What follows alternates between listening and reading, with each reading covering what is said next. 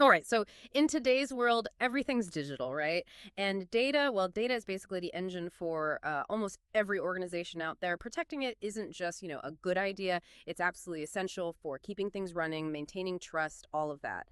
So today we're doing a deep dive into database security, really looking at its critical role in making sure data stays safe, accurate, and well available. And to help us navigate this, we're actually digging into Kaplan's list of top interview questions for database security experts. Think of it as kind of a cheat sheet, yeah? Getting the core insights from the folks on the front lines. It's a topic that honestly affects all of us one way or another. Exactly. And our goal here, for you listening, is really to pull out the key takeaways from that material. We want to give you a solid grasp of the technical know-how, the strategic thinking, and just the practical experience needed to keep sensitive info safe and, meet all those regulations. This deep dive should offer some really valuable insights, whether you're just starting to learn or you're already pretty deep into security concepts. We'll go from basics to some more advanced stuff. Okay, let's jump right in then. When you talk about protecting data, encryption always comes up first, doesn't it? Our sources, the Kaplan questions, they mention it's about turning data into ciphertext. But, beyond that definition, what's the real strategic value? Why is it so important? Well, the fundamental thing about encryption is it puts a kind of cryptographic wall right around the data itself. So you make the data unreadable without the right key, even if someone gets past your firewalls or other defenses, if they get the data. It's useless to them. Pretty much, yeah. Without the key, it's just gibberish.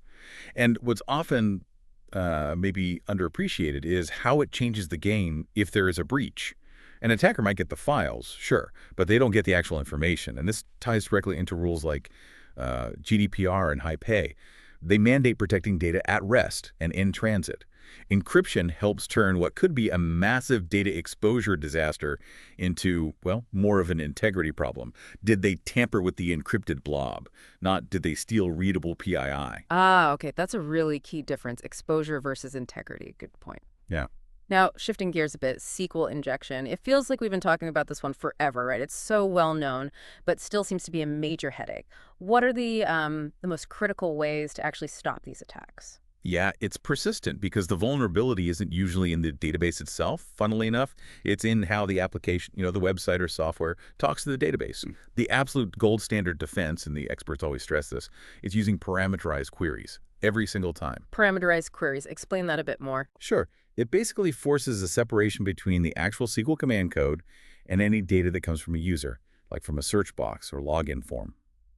This stops an attacker from tricking the application into running malicious SQL commands they've hidden in their input. Okay, so it treats user input strictly as data, not code. Exactly. Okay. And beyond that, you absolutely need strict input validation, checking what users type in, and using things like object relational mapping frameworks, ORMs. They help a lot. ORMs like Hibernate or School Alchemy? Right. Those often handle parameterized queries automatically behind the scenes, which adds a nice safety layer. And of course, you got to keep your database software patched and up to date. That's just basic hygiene. Got it. So it's definitely not just one thing. It's layers of defense.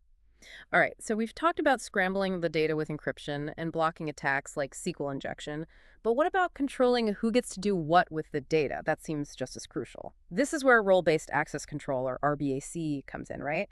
How does that work effectively, especially in, say, a big company with lots of users? RBAC is really a lifesaver for managing permissions at scale.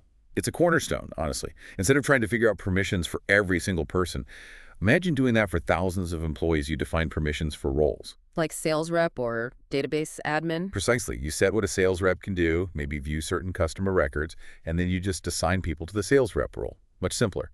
And the real power here is how it enforces the principle of least privilege across the board. Ah, least privilege. We'll come back to that.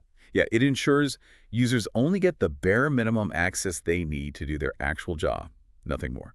This drastically cuts down the risk, whether it's accidental mistakes or someone intentionally misusing access they shouldn't have. It makes sense. Much more efficient and secure than managing individuals. And thinking about risk and rules, that brings us straight to compliance. GDPR, HAPA, CCPA, the list goes on. These have real teeth.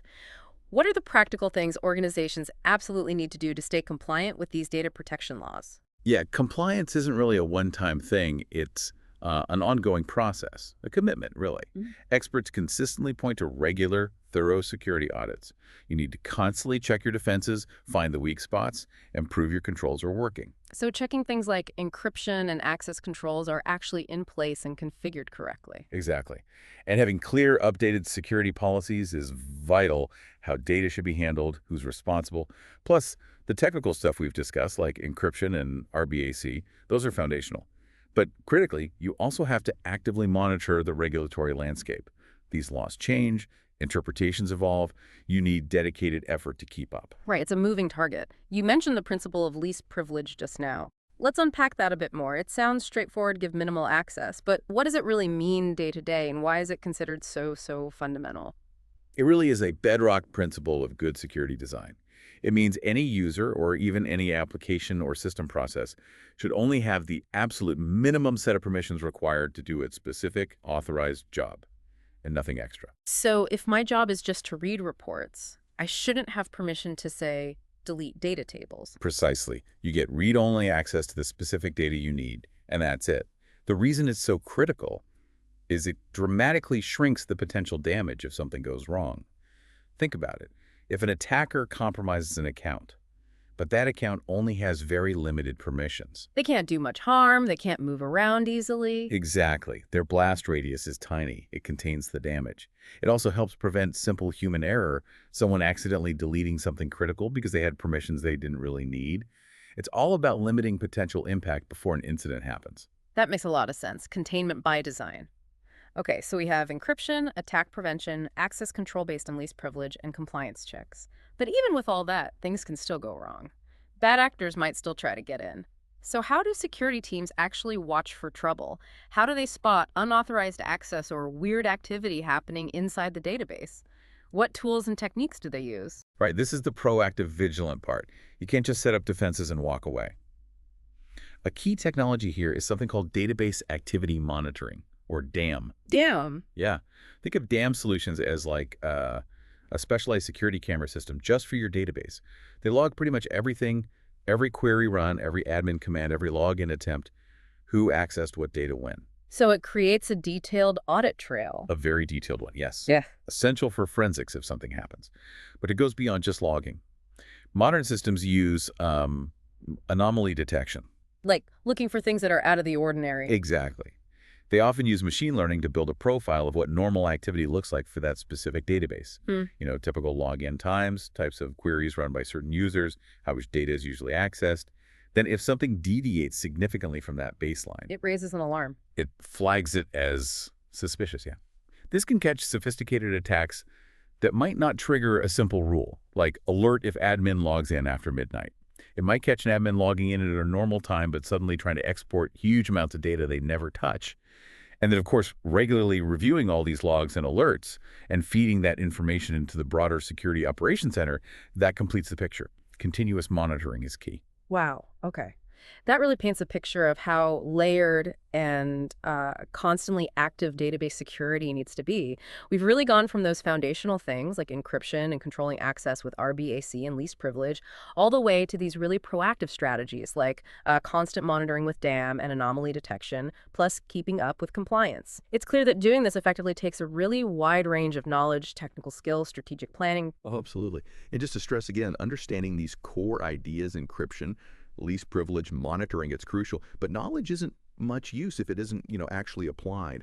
These aren't just abstract concepts. They're the practical tools we use to protect incredibly valuable and often very sensitive information. It really highlights why critical thinking is so vital in this field, especially with so much information and so many threats constantly flying around. And that kind of leads to a final thought, maybe something for you to chew on.